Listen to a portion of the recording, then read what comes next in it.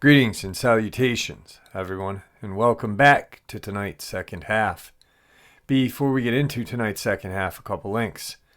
As you know, I rely on Patreon, PayPal, and my merch to help the channel to continue to grow and go. The links to Patreon and PayPal are in the description below. My merch is displayed directly under the video. Also, Dogman, Frightening Encounters, Volume 1 through 3, the audiobook versions. They were written and researched by Tom Lyons, narrated and produced by me, Jeffrey Nadolny. Those audiobooks are available on Audible, Amazon, and iTunes, the links to which are also in the description as well.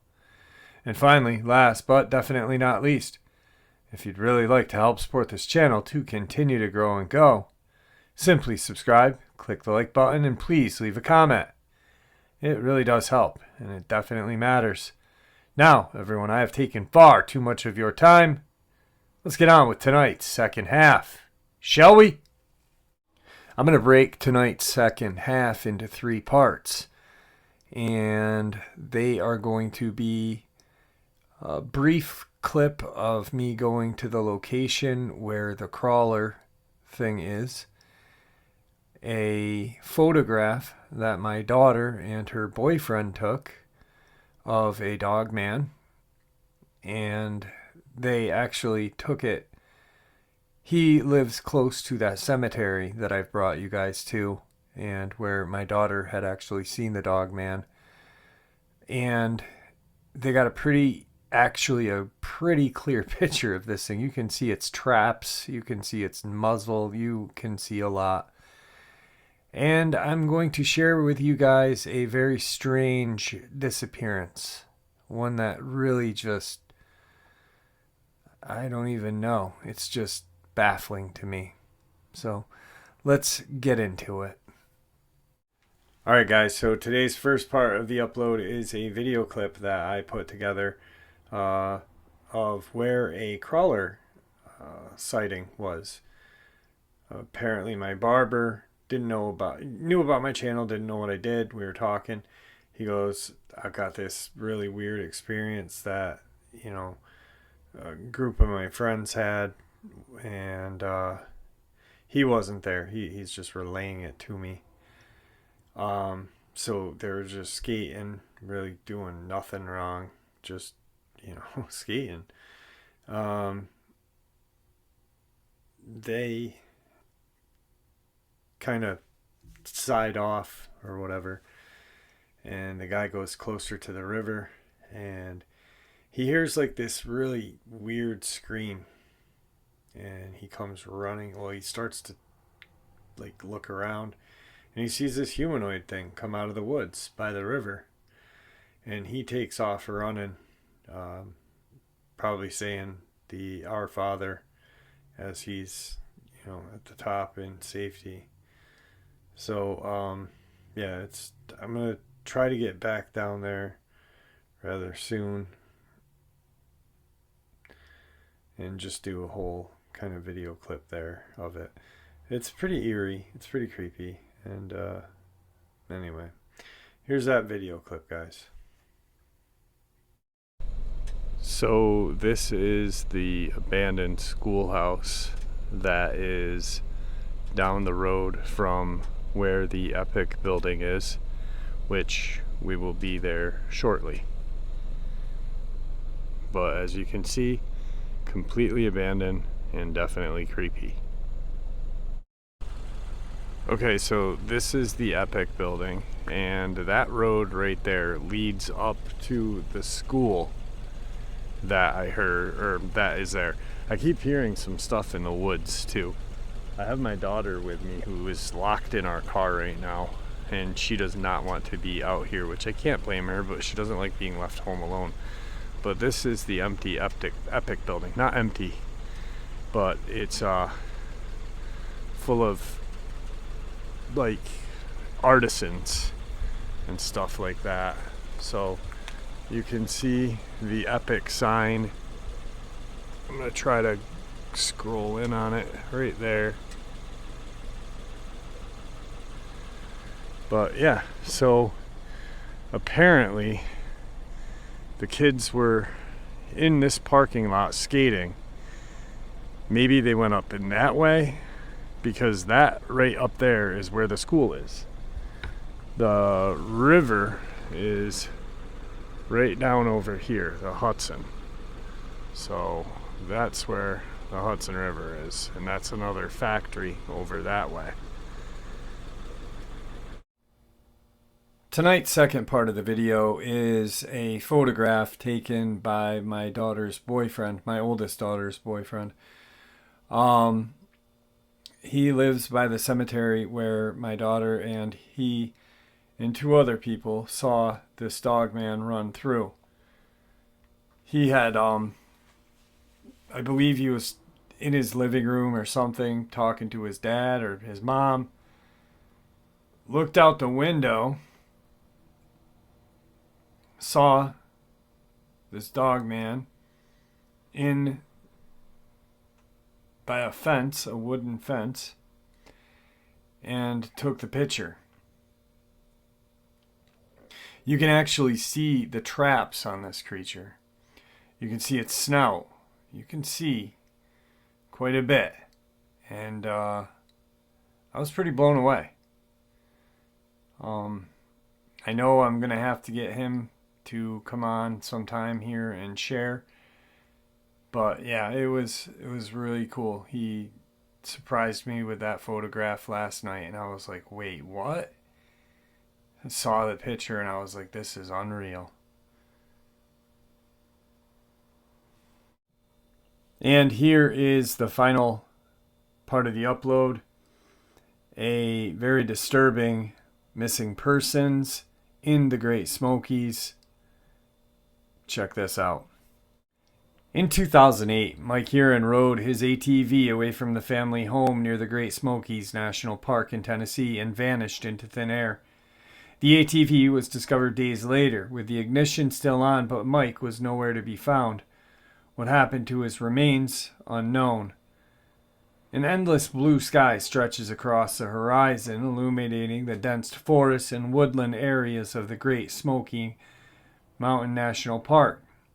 The late summer of 2008. The weather's warm and inviting. The park is bustling with wildlife and human visitors, keen to experience its scenic hiking trails and mountain views.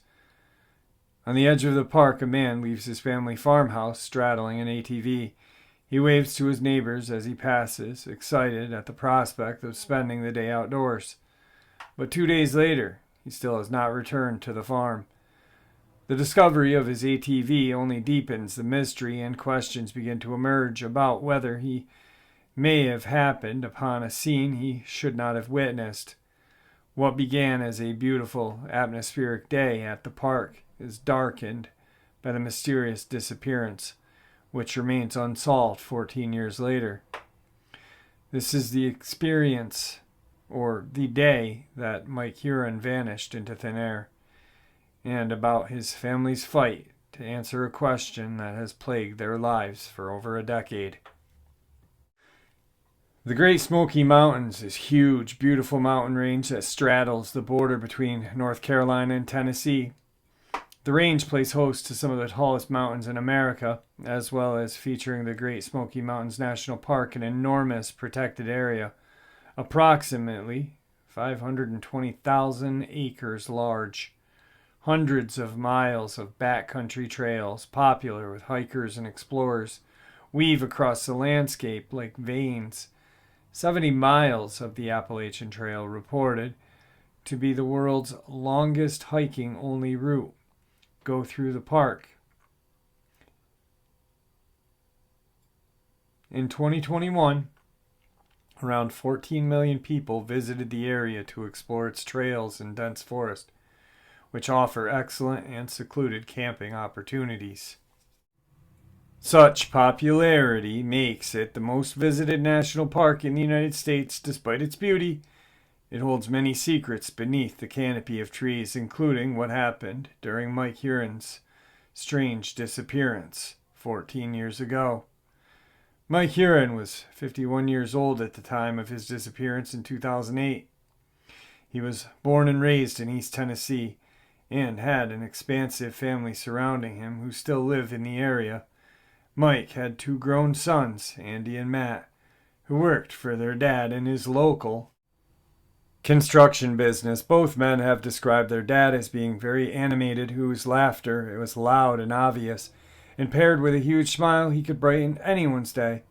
Mike's friends agree with such a description, adding that Mike was very sociable and could get along with everybody.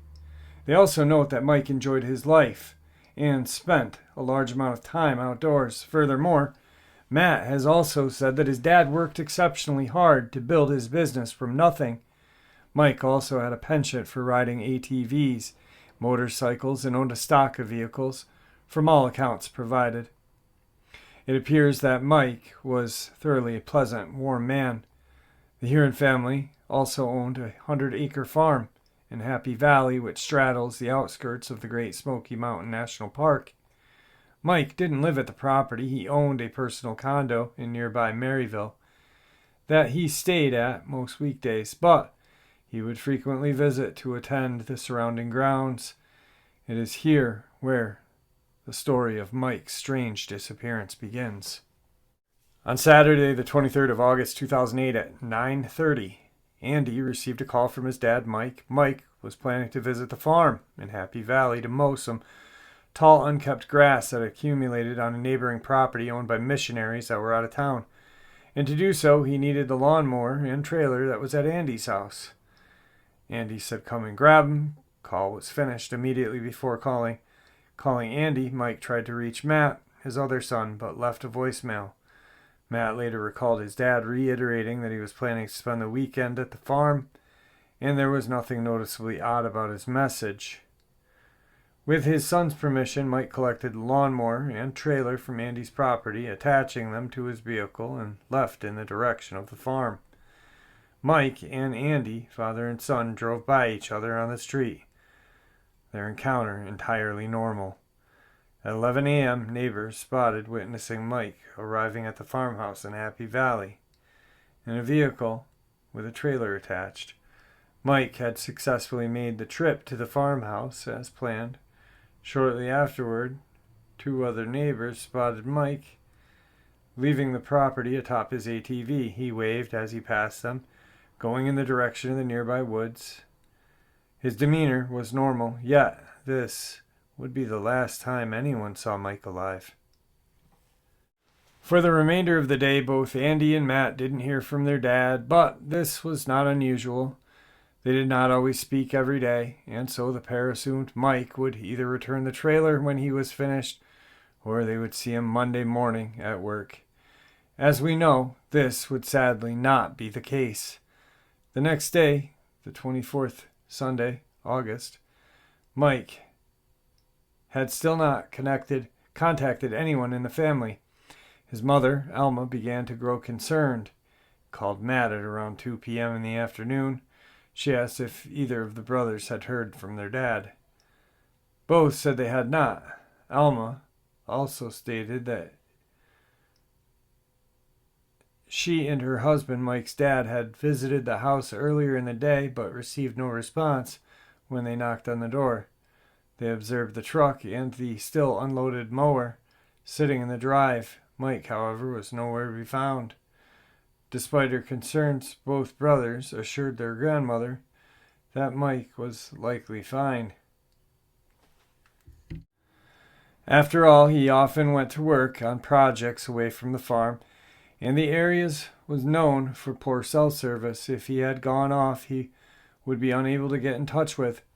Plus, he had intricate knowledge of the surrounding woodland, having grown up and playing in them and later working as a park ranger. It was very unlike Mike, had gotten lost and needed rescuing. Both Matt and Andy had no concerns for their dad's safety and promptly eased their grandmother's fears. When Mike still had not returned the next day, however, events began to quickly unfold. 8:30 a.m., Alma called Matt and Andy in a panicked state.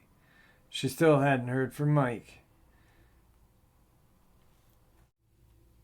and had been convinced something terrible had happened.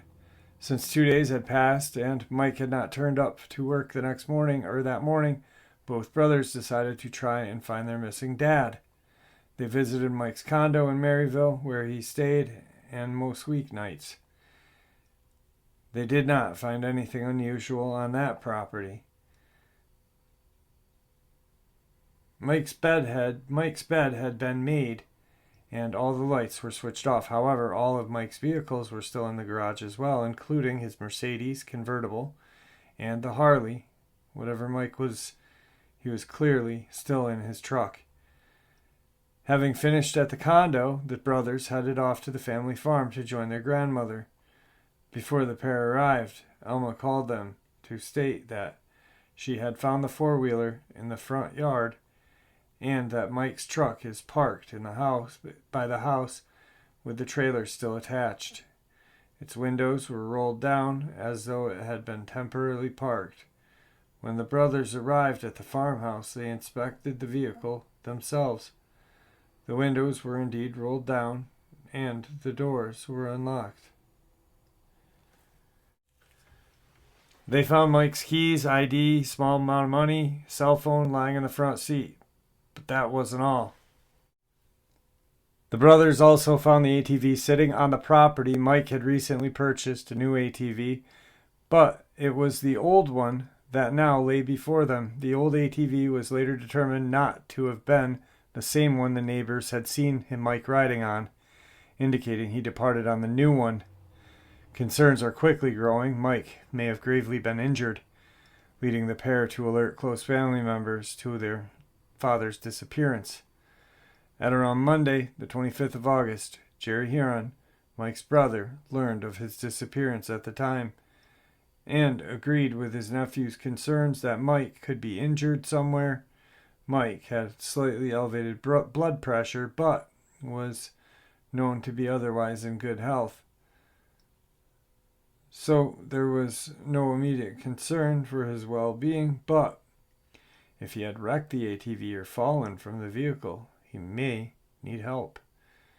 Intent on finding their dad, Matt and Andy repaired the tire on the old ATV and headed out. They rode along the main trails, inspected the neighboring property that Mike had wanted to maintain.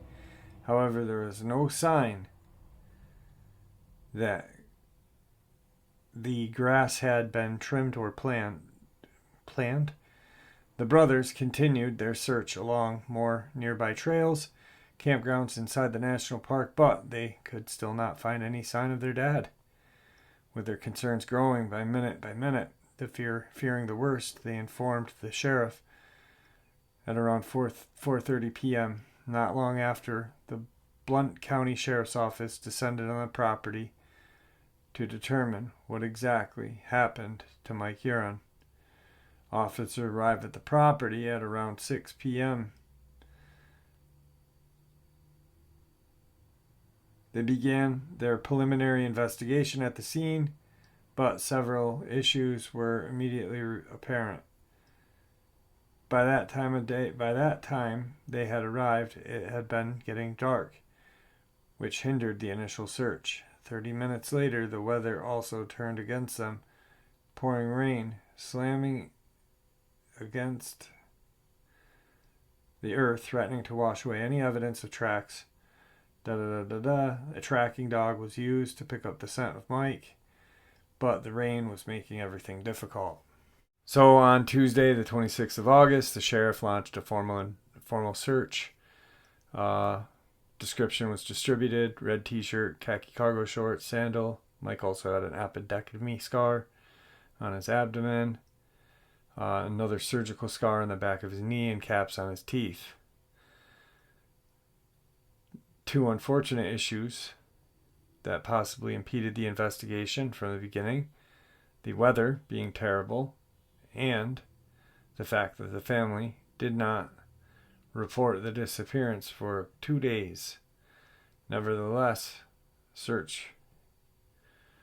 search for Mike would continue. Independent search parties were gathered. Mike's next door neighbor, an 80-year-old Grady Whitehead, volunteered some of the search teams. Whitehead had been a park ranger for decades and therefore had a reputation for being an excellent tracker.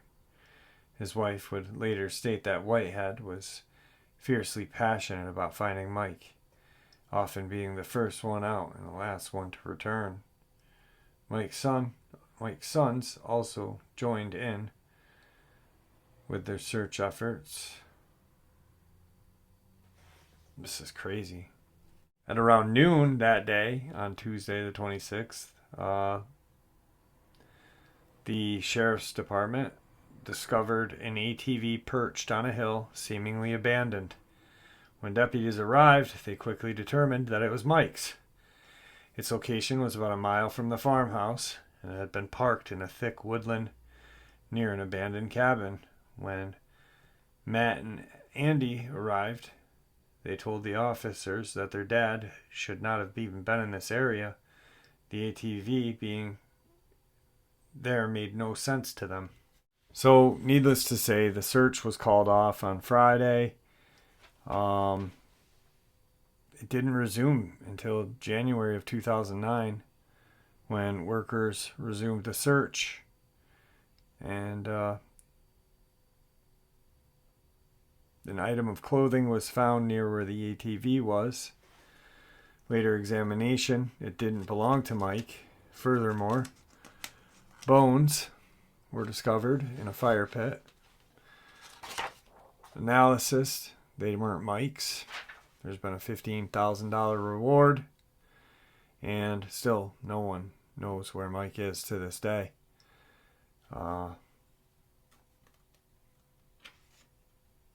Any information, please contact Blount County Sheriff's Office at 865-273-5200. To this day, Mike has never been found. Bizarrely, the ATV is still running, was still running. It's almost like something knocked him off that wheeler and grabbed him and pulled him into the woods. That county, Blount County, has had multiple missing persons, including children. There's a lot of weird stuff going on. But anyway, I hope you guys enjoyed today's second half as much as I enjoyed sharing it with you. And I apologize, I'm completely drained. I had one heck of a night last night and just need some sleep. But may the Great Spirit watch over us all, and may He guide us down that path that we call life.